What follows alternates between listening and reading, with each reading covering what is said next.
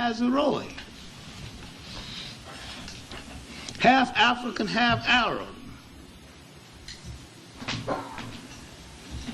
Another question we have to ask: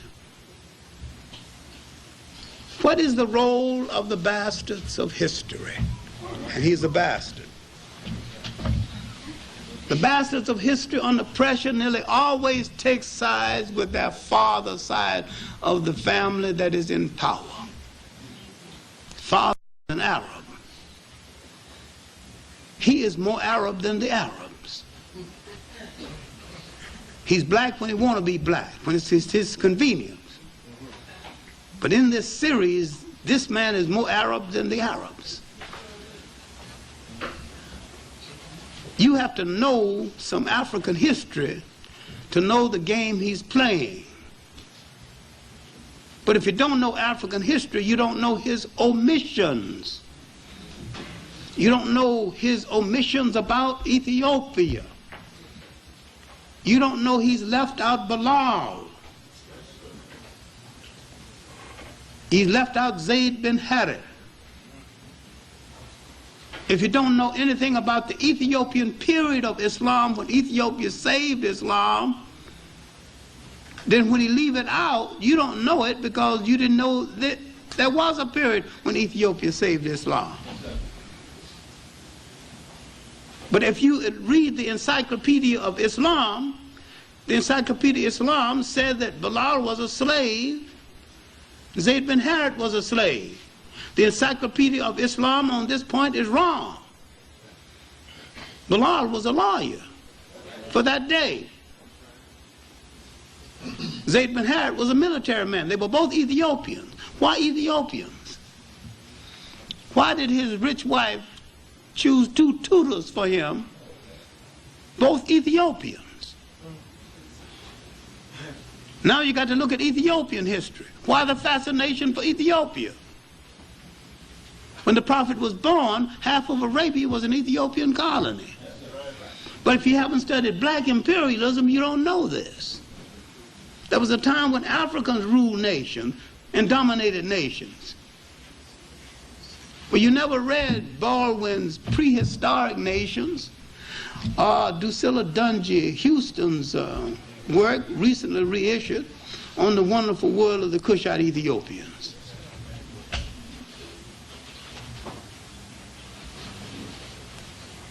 The second chapter, Chancellor Williams' work, The Destruction of Black Civilization, dealing with the southern African origins of Egypt. Look how much you have to know. Now, in his 4th stanza, the 4th session, which was really one of the better ones, dealing with exploitation, he dealt with it pretty well. He opens by downgrading the Western slave trade by 12 million people. Du Bois, in the end of the 19th century, said it was from 60 to 100 million people. The documentation has proven since then that it was at least twice that much.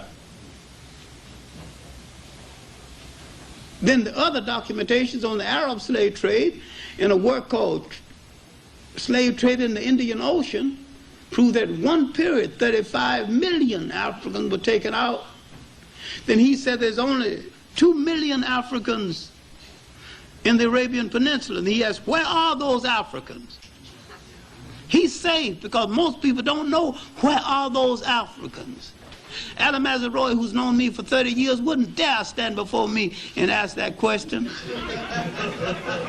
Because I got an answer. I know where the Africans went who are not in the Arabian Peninsula.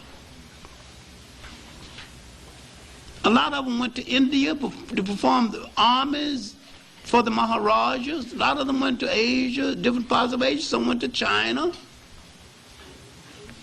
And when the Portuguese came around to East Africa, the Arabs formed a partnership with the Portuguese.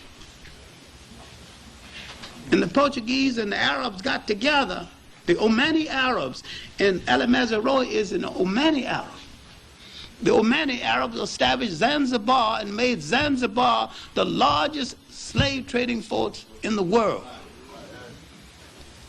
And if you look at the magnolia trees at Zanzibar, each tree represents an African who made the mistake of looking at one of the harem women of the Arabs, because if an African looked at one of the harem women, they'd cut his head off and they'd bury his body, and they would plant a magnolia tree over his body.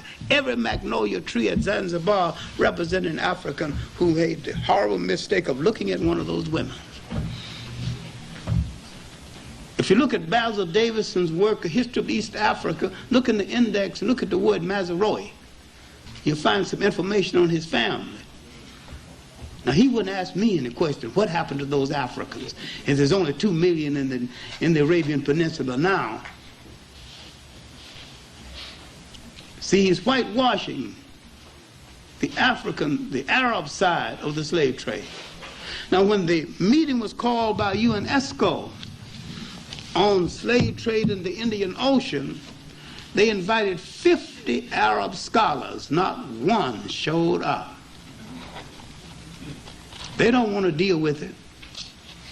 And the African who is a Muslim don't want to deal with it. And those who are Muslim in this country don't even know about it and don't want to be told about it.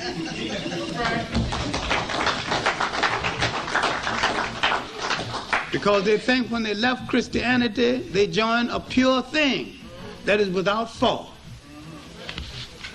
I'm not saying leave it. Stay with it. Stay with whatsoever you want to stay with. But realize all Western-oriented religions are faulty. All Western-oriented religions were in the slave trade one way or the other, one time or the other. And all religions that said that God endorsed slavery are liars and hypocrites. No religion and no God ever proved of anybody enslaving anybody. The Quran, and if you doubt it, you can take a copy here and find the passage, says that you can beat your wife, but you have to beat her with a stick only so long. The stick cannot be too large, but you can beat her.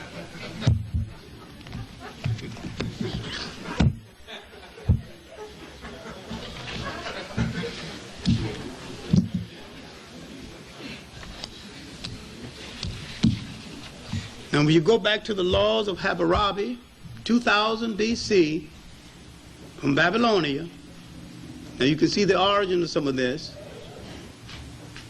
It's supposed to be the first civilized law.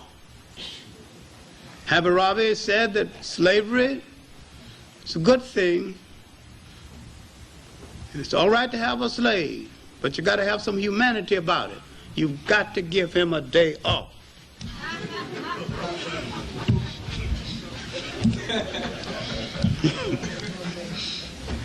Give him a day off, it's all right.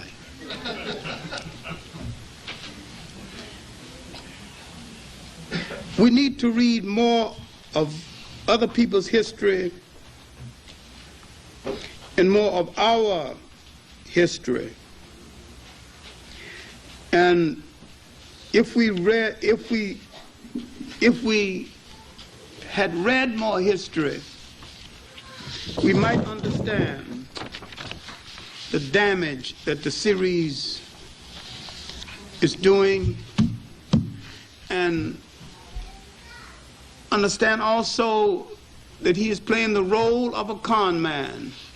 Con man gives you through a few flattering things to get you into the trap before he robs you and makes the robbery looks palatable to you until you wake up and realize that you have been had. I don't know where he's going the rest of the series. I don't even know where he's going tonight. And this series will get more exposure than any educational series ever. It's on tonight, it'll be on Sunday, and it's on cable sometime during the week. So if you miss it tonight, don't worry, it'll be on Sunday.